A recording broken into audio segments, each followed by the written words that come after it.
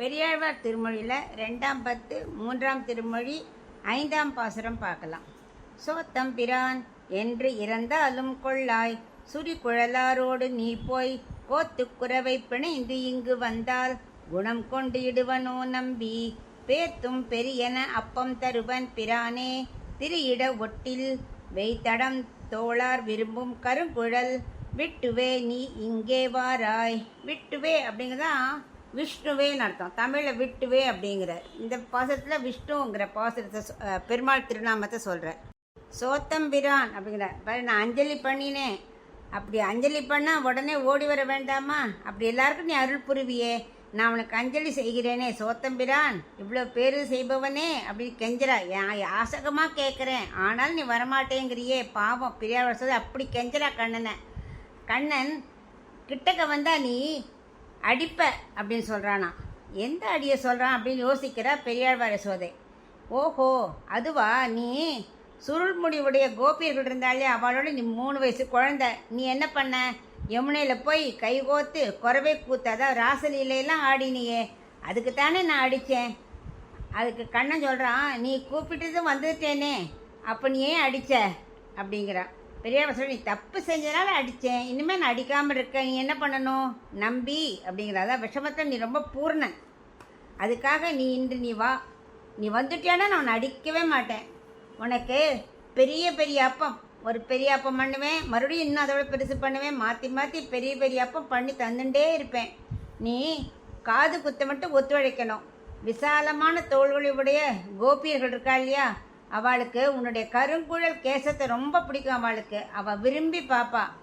விஷ்ணுவே அப்படிங்கிறா இந்த திருநாமத்தில். இந்த திருநாமம் எங்கும் நிறைந்து இருப்பவனே, எல்லா உள்ளங்களிலும் நிறைந்திருக்கிறாய் அல்லவா, இப்போ வா காது குத்திக்கவா, நான் உன்னை அடிக்க மாட்டேன், காது குத்த உடனே ஓடிவா அப்படிங்கிறா.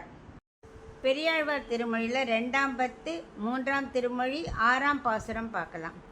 விண்ணெல்லாம் கேட்க அழுதிட்டாய் உன் வாயில் விரும்பி அதனை நான் நோக்கி, மண்ணெல்லாம் கண்டு என் மனத்துள்ளே அஞ்சி மதுசூதனனே என்றிருந்தேன். புண் ஏதும் இல்லை உன் காது மறியும் பொறுத்து, இறைப்போது இரு நம்பி கண்ணா என் கார்முகிலே கடல்வண்ணா காவலனே முலை உணாயே. இப்போ இதுக்குள்ள அர்த்தம் பார்க்கலாம். இந்த பாசரத்தில் மதுசூதனே அப்படின்னு அழைக்கிறா.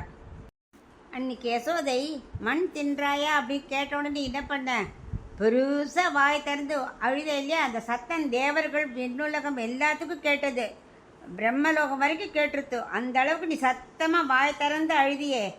அப்போது உன் வாயில் இந்த மண்ணை பார்க்கும் ஆர்வத்தில் நான் நோக்கினேன். அப்போ என்ன பண்ணேன், 7 உலகத்தையும் நீ காண்பித்தாய். அதில் மொத்த மண்ணுலகமும் மற்ற உலகமும் எல்லா மனசுக்குள்ள அப்படியே வந்துருத்து.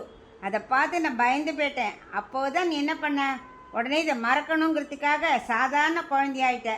மதுசூதனே அப்படின்னு புரிந்து கொண்டேன் நான். அதே மாதிரி இப்போ பெரியாழ்வார் யசோதையை யோசித்தா நான் கண்ணன் இப்போ பெருசாக அழறான் இல்லையா. ஸோ இந்த காட்சியை பார்க்கும்போது இவளுக்கும் அந்த பயம் போகணும் அப்படிங்கிறதுக்காக மறைச்சிட்டானான். பெருசாக முதல்ல வாய் திறந்தான் மதுசூதன் அப்படின்ன உடனே இந்த பெரியாழ்வார் யசோதைக்கும் மறக்கும்படி பண்ணிட்டான். உடனே பழையபடி அவள் என்ன பண்ணா, காது குத்திக்கவான்னு கூப்பிட ஆரம்பிச்சிட்டா.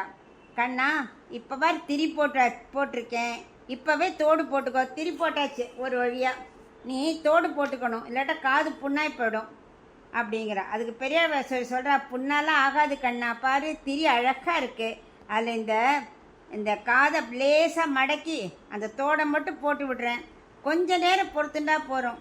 கண்ணா என் கருமுகிலே, அதாவது அருள்மழை பொழிபவனே, கடல்வண்ணா குளிர்ச்சியும் ஆனதும் தருபவனே, மேலும் எனக்கு நீதானே காவலன், வா உனக்கு இந்த காது தோடு போட்டு விட்டுட்டு பால் ஊட்டி விடுறேன் அப்படின்னு நினச்சிட்டு பால் குட்டி கழிச்சா என்ன பண்ணும், குழந்தை வந்து பாலை குடிச்சு தூங்கிடும். அதுக்கப்புறம் தோடு போட்டு விடலான்னு நினச்சிட்டு, சரி நீ முதல்ல பால் குடிக்கவா அப்படின்னு பெரியார் யசோதை கூப்பிடுறாளாம்.